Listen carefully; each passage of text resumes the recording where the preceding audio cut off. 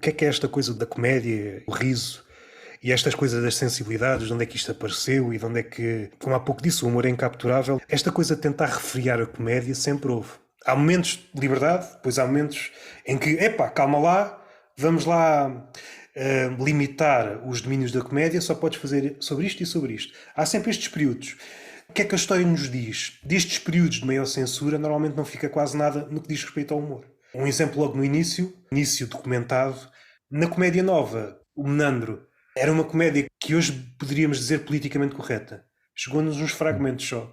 Eu acho que há aqui uma ligação muito poderosa entre o humor e a liberdade. Eu acho que o humor, quando levado às últimas consequências, é pôr a liberdade por extenso.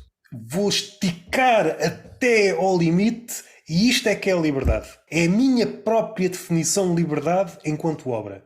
O Aristófanes é um exemplo, o Rabelais é outro exemplo, o autor do Gulliver é outro exemplo. Autores que estavam a ser maniatados por todos os lados. Eu quero que as convenções se fodam. Eu vou redefinir esta merda toda. O Rabelais tinha que andar fugido. Este parentesco entre o Rabelais e o Swift são figuras que partiram dentro da igreja. São figuras que se rebelaram, não estavam contentes com esta visão limitadora. E eu acho que o humor tem muito esta coisa de fugir fora do molde. Isto só pode ser assim. Não. O humor dá a volta. Não sei se é direto ou indireto, mas tem uma ligação com a liberdade. Não sei se depois podemos estender a ideia, uma liberdade do ponto de vista ativista. O facto de eu fazer piadas melhora depois concretamente a vida das pessoas à minha volta? Talvez num ato de comunhão, de rir? Sim. Mais que isso, não sei. Mais que isso, não, acho que é algo que sai fora, acho que é treta. Eu, pelo menos ter essa responsabilidade de fazê-lo é treta. Mas sim, isso de fazer rir a comunidade à volta, sim. Tu não achas que há desculpa ser eu a fazer pergunta, um certo sentido de superioridade no riso? E que isso pode levar a que seja muito diferente fazer-se uma piada sobre violação ou fazer um filme sobre violação? Ou seja, para quem lê, para quem vê, para quem sente a coisa. E portanto o humor e os humoristas sejam mais passíveis de olha aí, não faças isso, porque isso está a fazer rir. E que não existe isso em questões de dramáticas, ou seja, quando uma violação é posta no cinema, olha aí, aí já podes fazer porque está a fazer chorar. Eu acho que tem que ver com as sensibilidades. O facto de recuares na história, ao início, o homem quando se ria, pensando na antiga Grécia, estava a simular o riso dos deuses, que era incontido. A figura... Uma das figuras, porque há mais deuses associados ao riso, mas a figura principal era Dioniso. O deus do vinho, o deus da tragédia, o deus da comédia, o deus... fazia muitas coisas, o gajo fazia muitas coisas. E é importante perceber que é esta figura dúplice. A comédia nunca anda longe da tragédia. E é por isso que era o deus das duas caras. Desde o início, esta simbologia. O ser humano tentava imitar, nunca conseguindo, este riso sem freio dos deuses.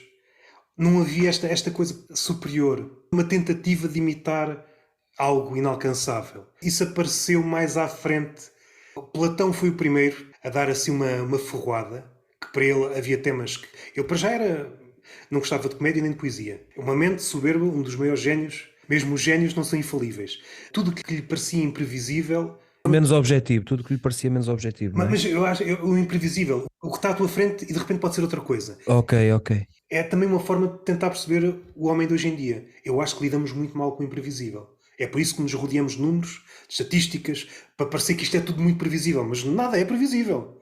Seja no capítulo grande das alterações climáticas, seja na comédia. Eu estou no palco com o microfone a dizer tal, e de repente dou uma guinada. Vocês não estão à espera. Claro. A forma como lidamos com o imprevisível também nos define. Eu acho que o homem contemporâneo, como é mais acagaçado, foi pondo almofadas em tudo. Foi fugindo dos objetos que cortam. A nossa sensibilidade ficou à flor da pele. Hoje não precisamos tocar em arestas cortantes para cortarmos os dedos. Nós cortamos os dedos em almofadas. Nós somos ridículos. Foi como começou a comédia. Somos uma cópia ridícula e é o que é. Apareceu a igreja e há duas coisas que não se pode brincar. Com a igreja em si e com a política. Estes são os dois temas. O que é que sucede aqui? Começam com dois temas e depois vai alargando. Agora também não se pode brincar com isto. E também não se pode brincar com isto. Às tantas não se pode brincar com nada e é aí que acontece a ruptura. Tanto que o comediante foi muitas vezes associado ao diabo. Exemplos. Luciano. Lendas que ele era o filho do diabo.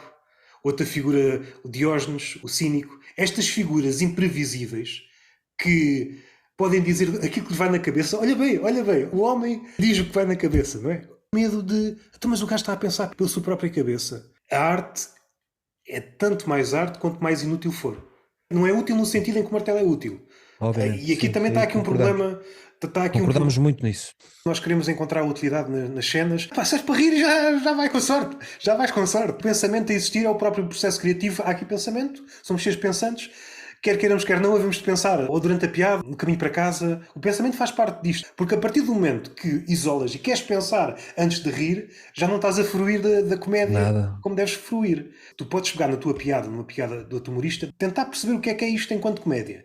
Outra camada, É outra camada. Mas, em princípio, deixas de fruir a piada enquanto piada. Matas o objeto, matas o objeto. E depois há sempre uma figura que rompe. No início da história, até agora, há sempre uma figura que estou-me a foder para esta merda toda agora. E pode andar fugido, como apareceu o Rabelais. Eu não me contento com a vossa definição de arte. A minha definição de arte é outra coisa. E foi o que ficou. Aquilo que nós dizemos, tudo é cíclico. Sim, porém, estamos num sítio um bocadinho à parte de tudo o resto. Aquilo que definiu o homem, a sua relação com a liberdade, sofreu um rombo. O homem sempre pôs a liberdade acima de todas as coisas. Hoje em dia, tenho as minhas dúvidas. E isto modifica tudo.